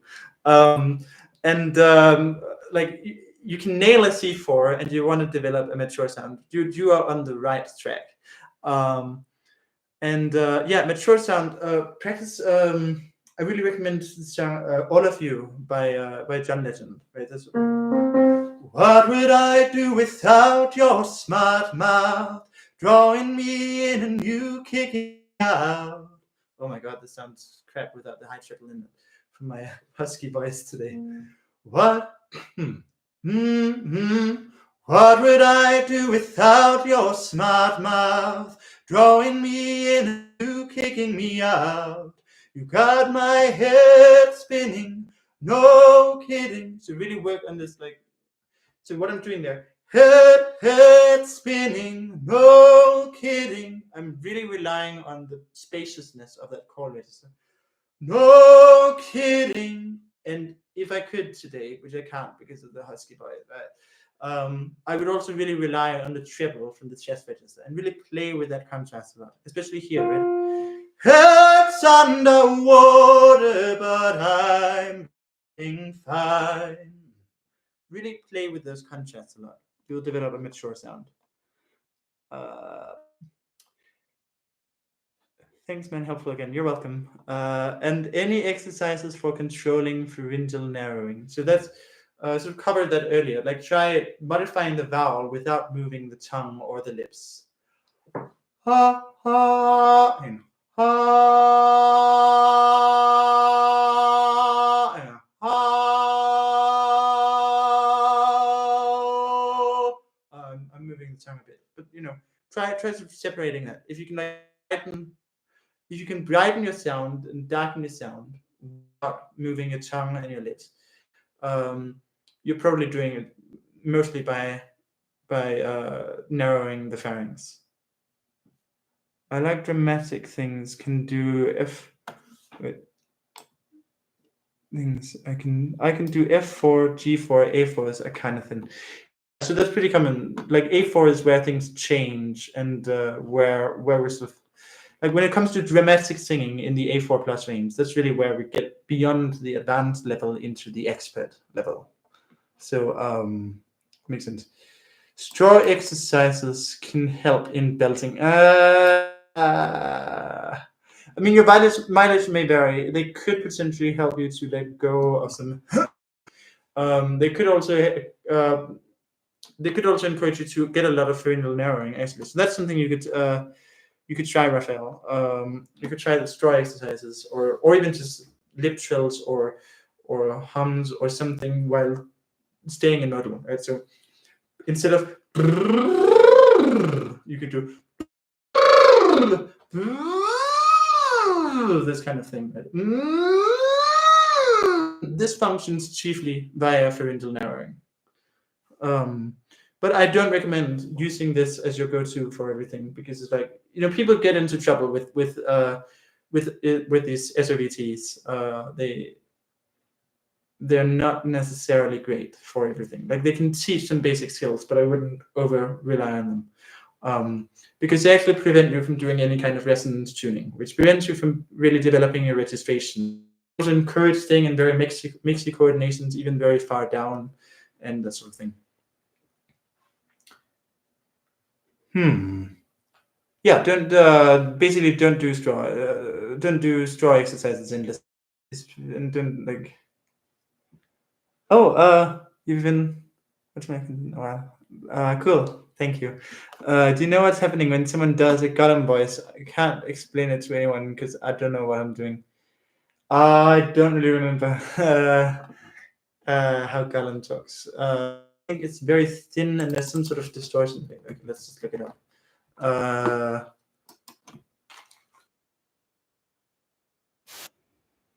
Did I Gollum by doing no, I forget.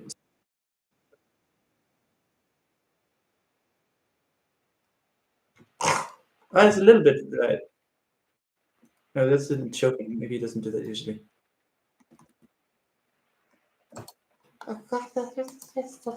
So he has a little bit of the Stitch thing going on, right?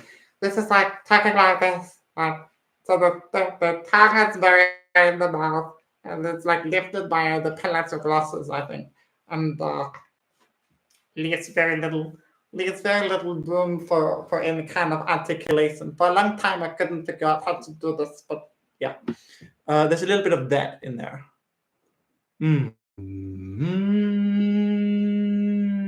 Oh yeah, your tongue is high. Yeah, that's basically that thing I just showed. There's a bit of that. Can I ask how similar the concept of SLS is in terms of the lean or the press and maybe curbing / overdrive? So the lean, I guess that's just the translation of arpeggio, which just means to lean, but it has come to, for like various ridiculous reasons, come to be associated with a particular type of support, which is actually the same type of support I teach usually, although sometimes people associate it with a lot of low expansion, which is completely unrelated, but that's Western Stony relates it to. So I guess it's a support cue. The press curbing overdrive. I don't think there's any relation there. I'd be surprised. So SLS teaches that overdrive is wrong and unhealthy. They say that it's like yelling and you should stay away from it. It's pulling chest voice and so on. So SLS is strictly opposed to the use of overdrive. Curbing, you can sometimes find SLS singers using curbing. A non-metallic mixed voice, which in CVT would be called neutral in reduced density. It's rare that you find like SLS using much metal at all. It's sort of a very thin technique, which sort of lacks the drama that curbing has. Curbing is quite dramatic, actually. It's not as dramatic as the fuller density metallic modes, but it's more dramatic than it's actually more dramatic than fuller density neutral, I'd say. It's larger. It's smaller but more dramatic. It's like it lacks some of the warmth of fuller density neutral, but it has more drama. It doesn't have as much drama as Edge and Overdrive, but yeah. But curbing is already quite dramatic. Thanks, Judy. Awesome. Thank you. My singing improved when I practice legato, but in high range it's hard. Yeah, so well, keep practicing it, I guess. Yeah, so legato is a very helpful foundation and helps with high range too. But high range is just difficult thing in general. Like it's just difficult to sing high. What can I say? But legato will definitely help there as well. It's enough on its own, but yeah, definitely I encourage learning legato. Like you're a stellar student, really. Like you're practicing all the right things. You want to develop a more mature tone. You're nailing the C4s and you're practicing the legato. This is great. Keep going. It's fantastic. Where are you from? The first name sounds vaguely Indian, but I'm not so sure about the second name. About the last name. As well as a small explanation of what. Are you in my Discord server?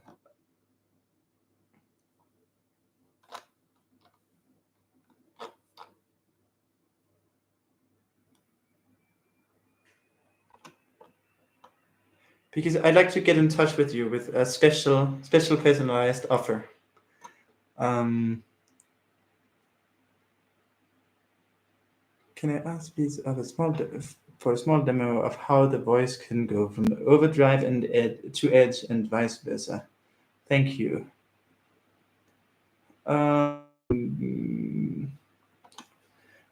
Yeah, so well, it's getting a bit late, so I don't want to practice too many of the really loud sounds anymore. But okay, I'll do it a bit lower. So whoa, and not very loud, but whoa. So there's like a change in the sound there, right? In the vowel. Whoa, whoa, right?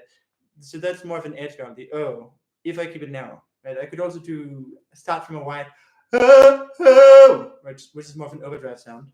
Oh, and go to an air. Oh, yeah. Right, so that's, or if I do it slowly. Oh, although, if I do that the dynamic range actually decreases during the transition. The in-between of edge and overdrive is not as loud as either of these two modes can get on their own.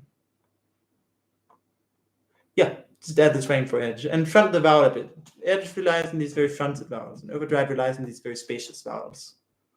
At least as I sort of distinguish them.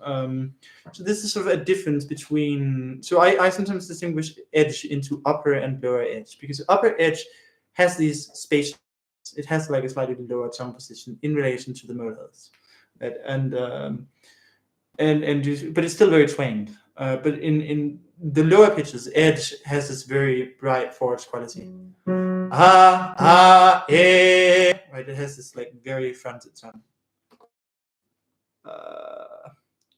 I could stay. Plenty of mirth here. Looking forward to watching back later. Have a good one. Bye. I don't know if you already left it deleted.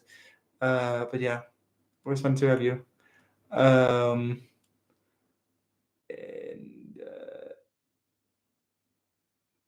Yeah, so basically upper edge corresponds loosely to what I call twanged call rate, and lower edge corresponds to chest register. So it's basically like upper edge is spacious and twanged at the same time. Lower edge is just twanged. There's no spaciousness.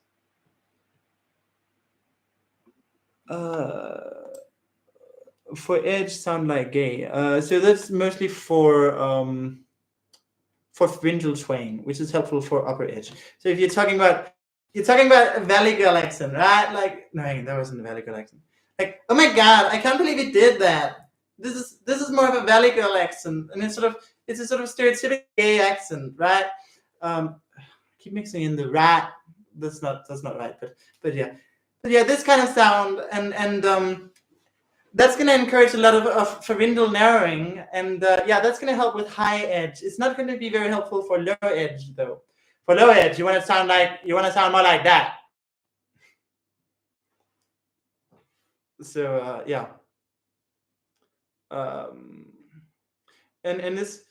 and the Valley Girl accent can also help a lot for pharyngeal voice, right? Which is this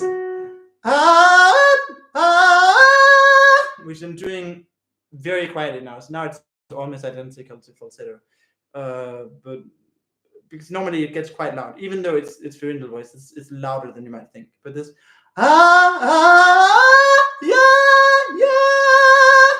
is not actually falsetto. It's very, very close to falsetto, though, as the way I'm doing it right now. And it is probably M2, but it's not the same. It's like it connects very easily. Right. chest voice can go to C5, yes, and it can even go to E5.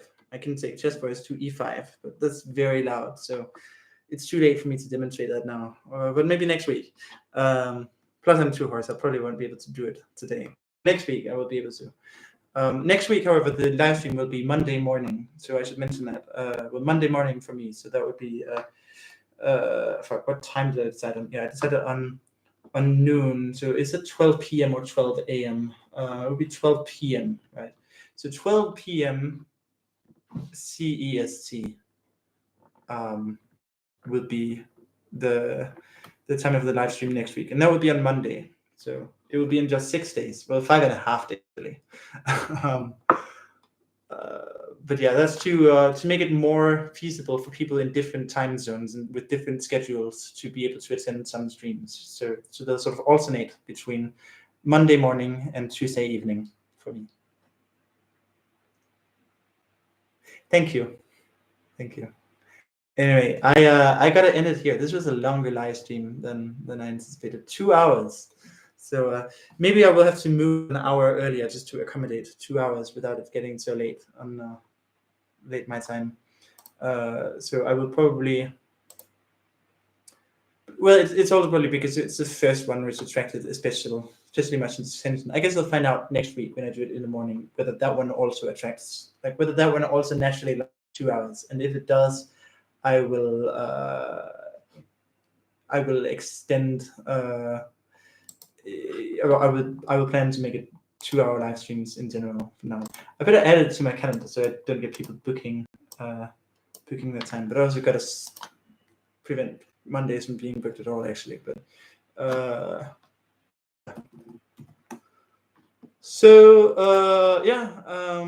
All right.